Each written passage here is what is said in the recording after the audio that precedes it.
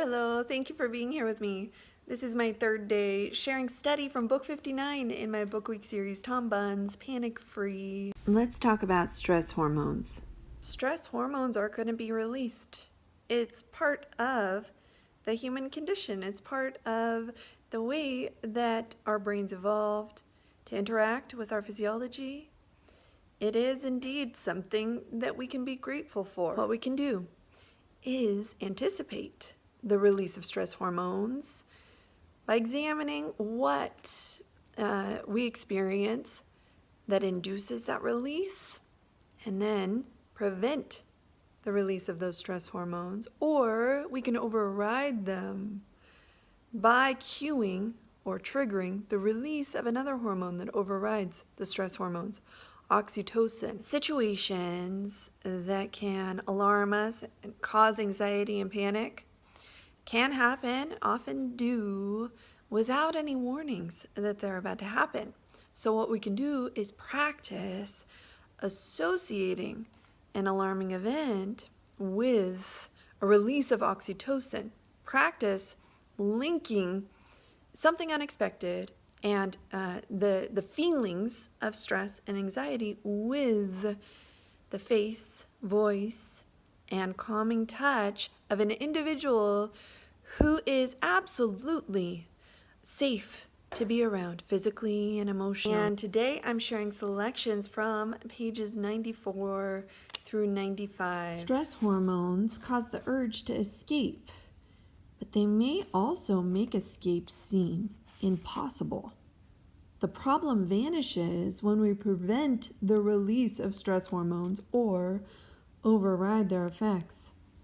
We can inhibit the release of stress hormones by establishing a link between a situation known to cause panic, like getting into an elevator, and a memory that releases oxytocin.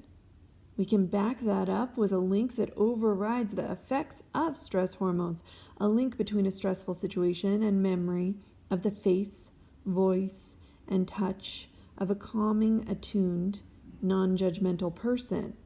But since panic can occur unexpectedly in situations we've not encountered before, we need to cause unexpected arousal to activate the parasympathetic nervous system.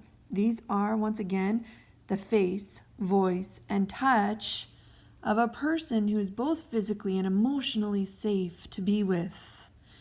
Since you can't depend on such a person to be there with you physically when you encounter a panic-inducing situation, you need to build that person into your memory so that they are always with you when you need them. You do this by remembering their face, voice, and touch. To learn to counter unexpected hyperarousal, try the following practice. Instead of trying to control thoughts and events that could trigger panic, let them arise. Instead of trying to suppress feelings of being revved up, look for those feelings. Recognize stressful feelings at the very threshold of your ability to notice them, and immediately, before you do anything else, imagine that your calming person walks in, greets you, and comes over and gives you a hug. Replay the scene in your imagination each time you feel even the slightest arousal. Each time you notice your heart beating faster, your breathing change, or a feeling of tension or flushing, imagine you see your friend come in, walk over to you, and give you a hug. It sounds too simple, doesn't it?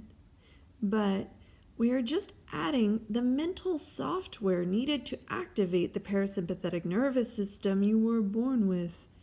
At around 18 months of life, when something upset you, you anticipated relief. You imagined someone would respond. You imagined their face smiling at you, their voice reassuring you that everything would be all right, and their arms holding you until you felt calm. This is the way arousal becomes linked to relief. This is mental software that should have been given to you early in life. If it wasn't built in back then, pick this process and build it in now. What we're learning today is contingent on an acceptance, a welcoming of states of being that are less optimal than the states of being that we may identify with working toward. And so I decided that I want to loop in a passage from Pema Chodron today.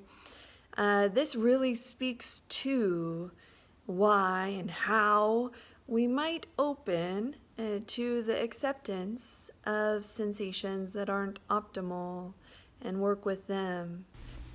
The following reading is from When Things Fall Apart, Hard Advice for Difficult Times by Pema Chodron. This was book 13 in my book week series. I'm on page 12.